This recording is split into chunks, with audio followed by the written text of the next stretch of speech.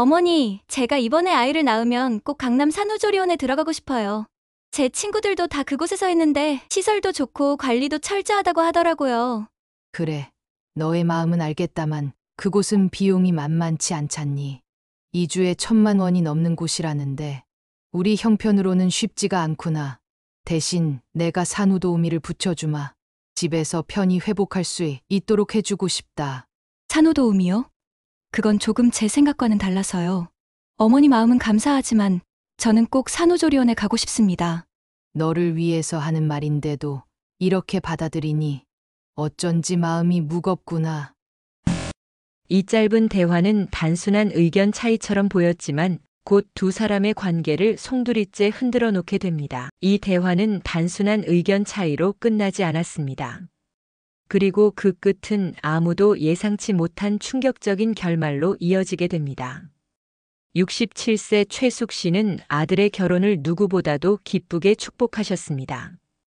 홀로 아들을 키워내느라 평생 고생을 하셨지만 결혼식 날만큼은 그 모든 세월이 보상받는 듯 행복하셨지요.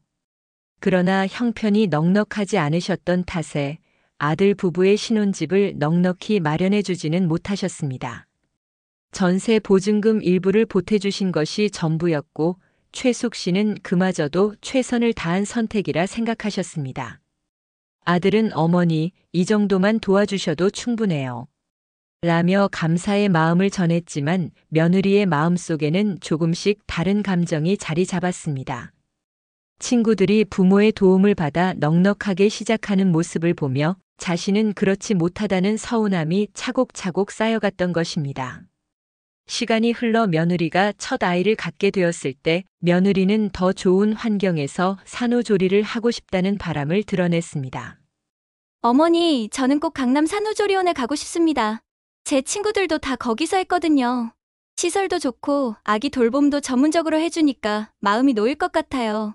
며느리의 말에는 기대와 설렘이 묻어 있었습니다.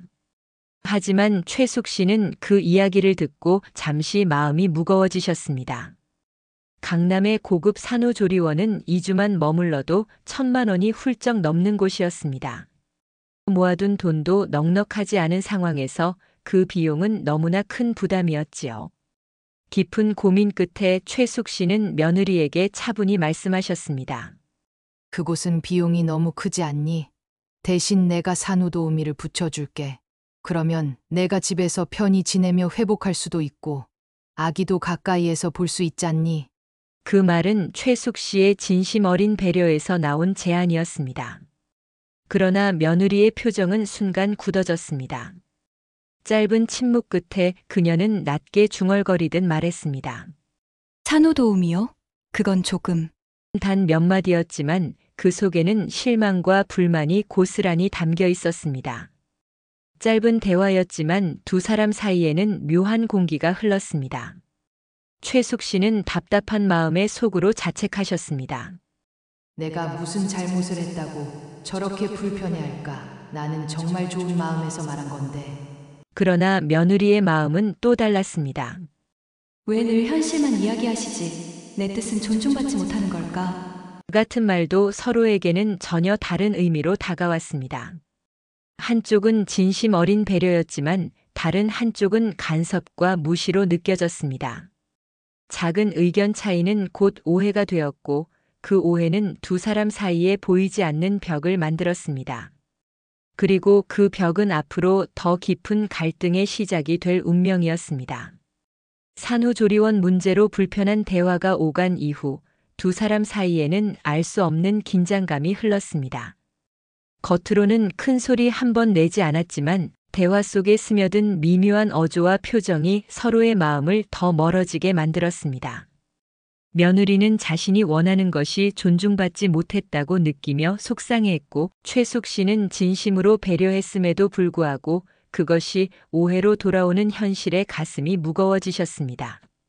며느리는 시간이 갈수록 산후조리원에 대한 마음을 굳혔습니다.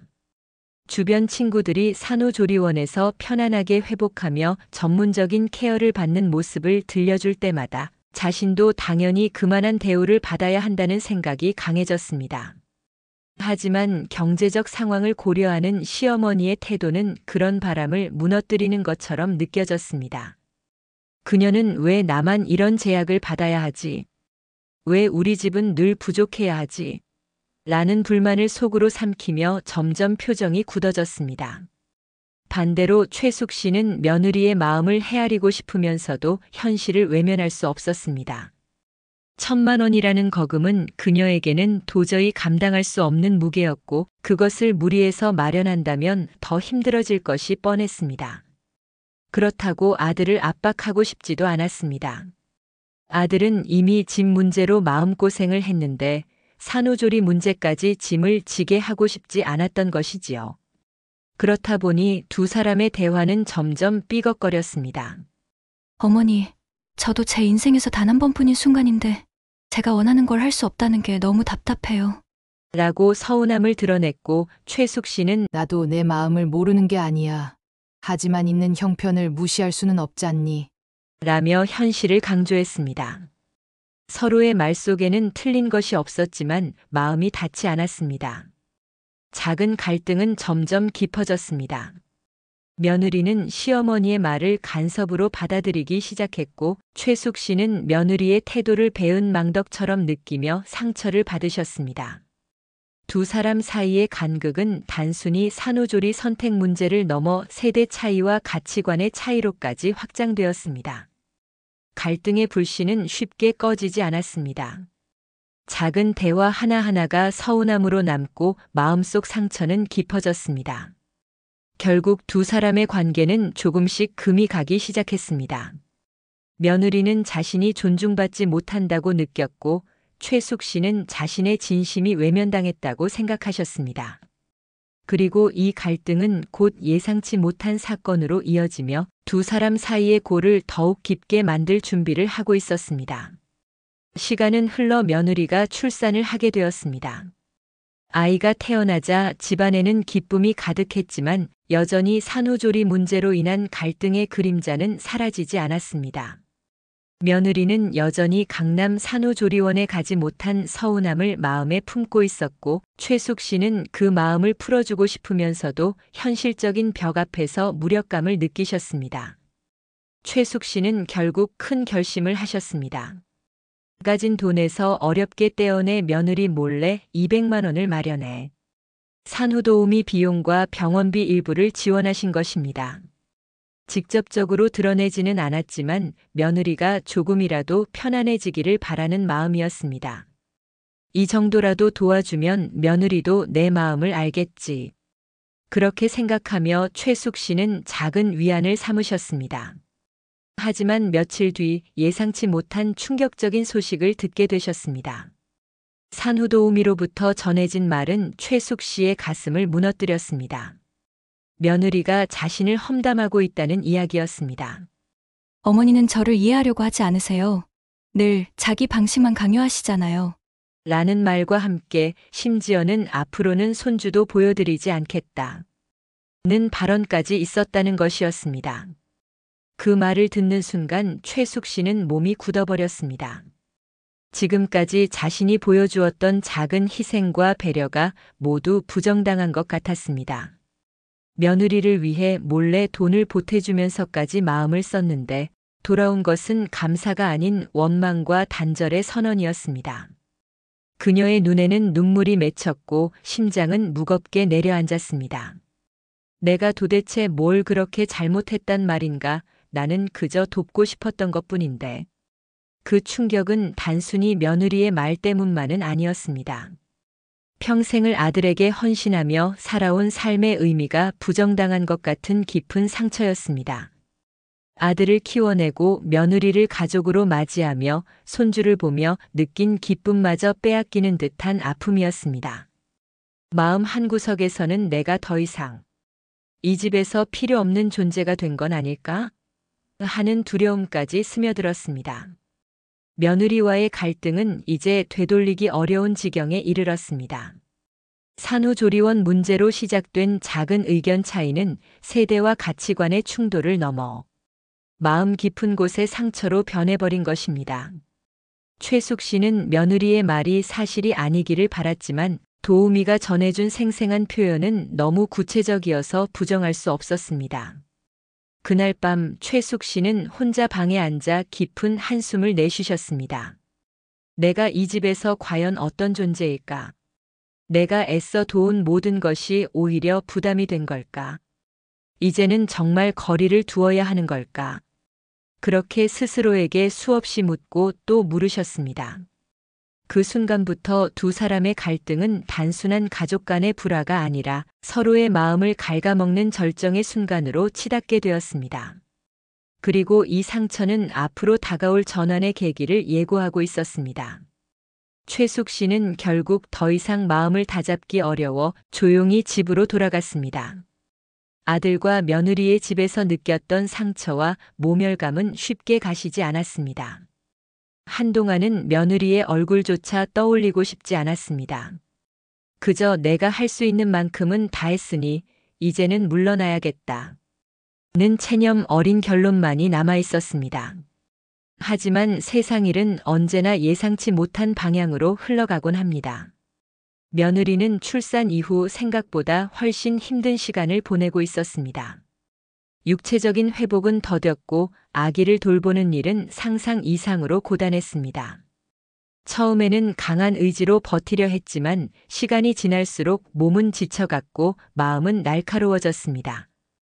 결국 어느 날 그녀는 탈진하듯 쓰러지고 말았습니다. 며느리는 침대에 누워 자신이 했던 말들을 떠올리며 눈물을 흘렸습니다. 손주를 보여드리지 않겠다. 던 그 차가운 말이 얼마나 큰 상처를 남겼을지 이제야 조금은 알 것 같았습니다. 어머니가 보여주셨던 작은 정성과 배려를 왜 그렇게 가볍게 여겼는지, 그리고 왜 그것을 모욕으로 받아들였는지 스스로도 이해할 수 없었습니다. 며칠 동안 며느리는 고민 끝에 큰 결심을 내렸습니다. 이대로는 안 된다. 어머니께 사과드려야 한다. 그리고 진심을 전해야 한다. 그녀는 떨리는 마음으로 전화를 걸었고 직접 시어머니를 찾아가 뵙기로 했습니다. 그 길은 쉽지 않았습니다. 자존심이 허락하지 않는 순간도 있었고 두려움이 발목을 잡기도 했습니다. 그러나 결국 그녀는 용기를 냈습니다. 최숙 씨의 집 앞에 도착했을 때 며느리의 마음은 복잡했습니다. 문 앞에서 한참을 서성이다가 마침내 초인종을 눌렀습니다. 문이 열리고 마주 선 순간 그녀는 눈물이 왈칵 쏟아졌습니다. 그동안의 오해와 서운함 그리고 후회가 한꺼번에 무너져 내렸습니다. 어머니, 제가 잘못했습니다. 어머니의 마음을 몰라봤어요. 제 욕심만 생각했습니다. 용서해 주세요. 그 말은 떨리고 불안했지만 분명한 진심이 담겨 있었습니다. 최숙 씨는 며느리의 눈물 젖은 얼굴을 바라보며 한동안 아무 말도 하지 못하셨습니다. 마음속 깊은 곳에서 여전히 상처가 남아 있었지만 동시에 며느리의 진심 어린 사과가 가슴을 울렸습니다. 그날 두 사람의 관계는 새로운 전환점을 맞이하게 되었습니다. 오해와 갈등으로 쌓였던 벽은 비로소 조금씩 금이 가기 시작했고 멀어졌던 마음은 다시 서로를 향해 다가가기 시작했습니다. 문 앞에서 눈물을 흘리며 사과하는 며느리의 모습은 최숙 씨의 마음을 흔들어 놓았습니다.